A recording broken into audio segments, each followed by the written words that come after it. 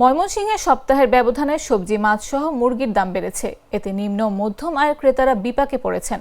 অনেকে প্রয়োজনের তুলনায় কম কিনে বাড়ি ফিরছেন। বাজার মনিটরিং দুর্বল থাকায় দাম বাড়ছে বলে মনে করছেন ক্রেতারা।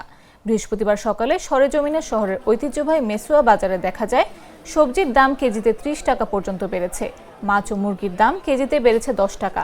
ক্রেতা বিক্রেতারা জানান, করলা, কাকরোল, বরবটি ও চিকন বেগুনের দাম কেজিতে ৩০ টাকা বেড়েছে।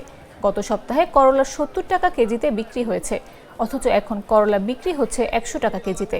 এছাড়া কাকরোল ৫০ টাকা থেকে বেড়ে হয়েছে ৮০, বরবটি ৭০ টাকা থেকে বেড়ে ১০০ ও চিকন বেগুন ৮০ টাকা থেকে বেড়ে ১১০ টাকা কেজিতে বিক্রি হচ্ছে।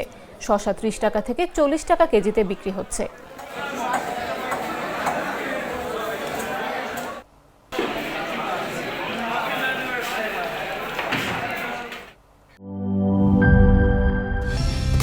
কালার এক্সপার্ট, জর্জ স্যাপ এবং মাইল্ড অন হ্যান্ডস টেকনোলজি সমৃদ্ধ অরিক্স ক্রিস্টাল ওয়াশ আপনার লন্ড্রি এক্সপার্ট।